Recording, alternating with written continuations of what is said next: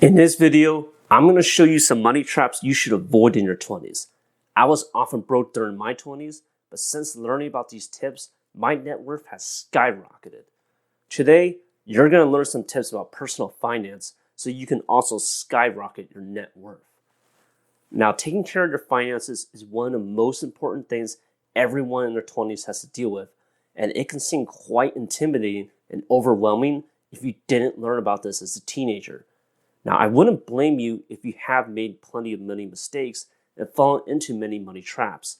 After all, schools don't tend to teach this, and parents don't often teach this to their children.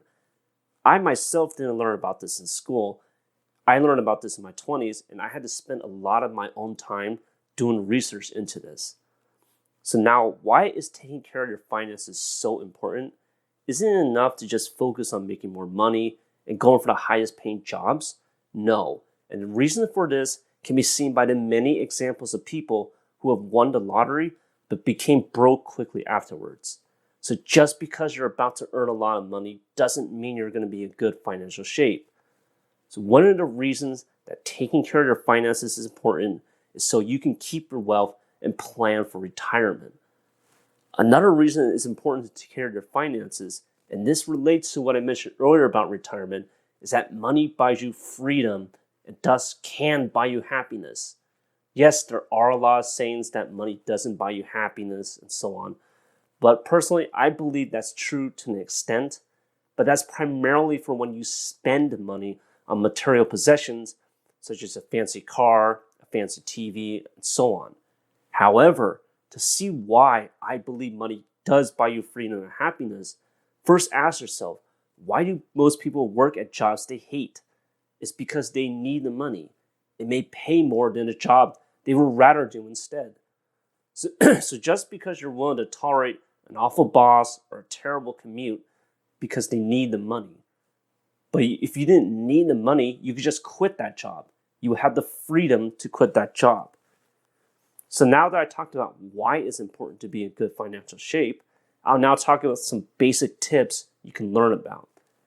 My first tip is to understand compounding interest. So to help you understand how this works, let's start with an example. Suppose you have $100,000 at 10% simple interest. So that will give you $10,000 additional dollars each year. So after the first year, you'll have your $100,000 that you started with plus that $10,000 that you got from your interest. So in total, it will be $110,000. Then after the second year, that $10,000 gets added to your previous $110,000, giving you $120,000. Now let's assume you had 10% compounding interest instead of normal simple interest, and use the same example as before. So you gain $10,000 after the first year, and since you started with $100,000 originally, now you have $110,000 after the first year, just like in the previous example. However, for the second year, instead of getting 10% of $100,000, which is $10,000, you'll get 10% of your $110,000. So that's going to give you $11,000. So with the compounding interest, you gain an additional $1,000 because you got the $11,000 instead of the $10,000 after your second year. So this is just after 2 years. If you keep doing the math, you'll see that compounding interest can add to a lot of additional money over time. As another example, if you started with $25,000 at the age of 20, and that $25,000 earned you 10% interest per year for the next 40 years, then if you do the math, you'll see that that becomes over $1 million. And keep in mind that this $1 million was obtained without having to do any work on your part, as compounding interest did all the work for you. So how is it possible to get 10% interest each year? Now, I want to talk about a method that even though it will not give you 10% interest each year, it will give you somewhat close to 10%. Now, I believe studies have shown that on average, over a 10 plus year period, the average interest per year from index funds has been close to 8%. So what are our index funds? Index funds are kind of like stocks in that you get to purchase shares of companies, except that you get to own shares of many different companies. whereas with stocks, you get shares of just one company. Thus, I highly recommend you invest in index funds and take advantage of compounding interest. They tend to have low fees and are easy to set up online, and they're not as volatile as stocks are. My second tip is to live well below your means.